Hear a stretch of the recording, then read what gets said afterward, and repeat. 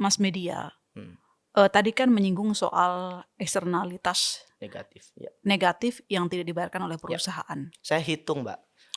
Kalau 20 tahun ya, Heeh, itu bisa dihitung eksternalitas negatifnya. mhm. Saya hitung hanya untuk 3 provinsi aja ya, Sumatera Utara, Aceh, dan Sumatera Barat. Itu bisa dihitung kerugiannya perusahaan sawit itu terhadap karbon, lingkungan, Mmm. dan kerugian terhadap jasa ekologi lainnya, Oh. hilangnya lahan, kerusakan air, dan lain-lain, itu bisa dikuantifikasi. Mmm. Dan kalau saya hitung, itu sudah saya hitung, itu totalnya 1.500-an triliun Oh. untuk 3 provinsi itu ya. Dan itu tidak dibayar oleh perusahaan sawit itu. Nah, siapa yang kemudian menanggung? Ya masyarakat. Dan kalau misalkan nih Mbak ya, 1.500 triliun ini kan nggak dibayarkan kan ya untuk perbaikan ekologi tadi, Mhm. kerugian ini. Kalau dibagi ke 3,3 juta orang itu, karena kan mereka udah merusak nih, Mmm. 20 tahun katakanlah, itu per orang dapat 480 juta. Ini 3,3 juta yang terdampak ini punya hak 480 juta yang harus dibayar negara ke mereka. Mmm. Karena negara abai tidak memungut eksternalitas negatif dari perusahaan sawit ini. Mmm.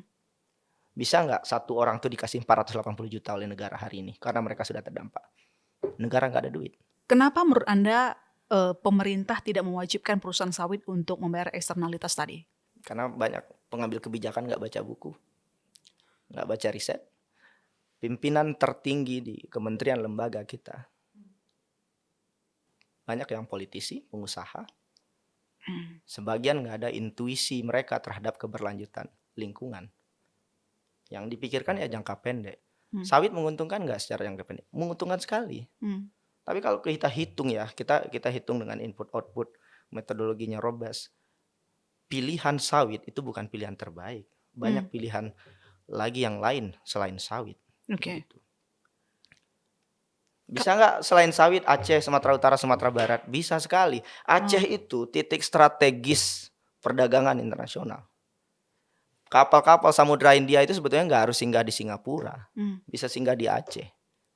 Tanpa kemudian kita merusak hutan Aceh, kita negara investasi infrastruktur perdagangan di Aceh saja, Aceh itu udah kaya. Aceh itu udah jadi pusat perdagangan jauh sebelum Indonesia merdeka, Mmm. tanpa merusak hutan.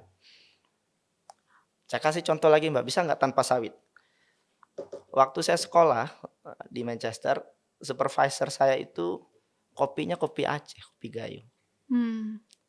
Dan itu made in Singapore.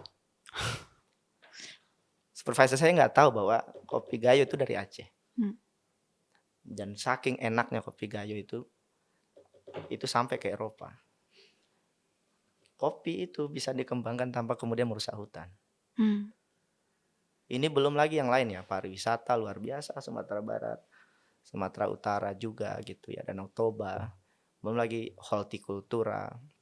Ada banyak jalan sebetulnya. Tapi lagi-lagi ya jalan paling mudah ya menggunduli hutan. Oh. Kemudian terjadi peningkatan devisa tanpa kemudian memikirkan anak cucu kita ke depan. Dan masyarakat kaget ya, Mmm. banjir sebesar itu dan itu tidak pernah terjadi sebelumnya. Mmm.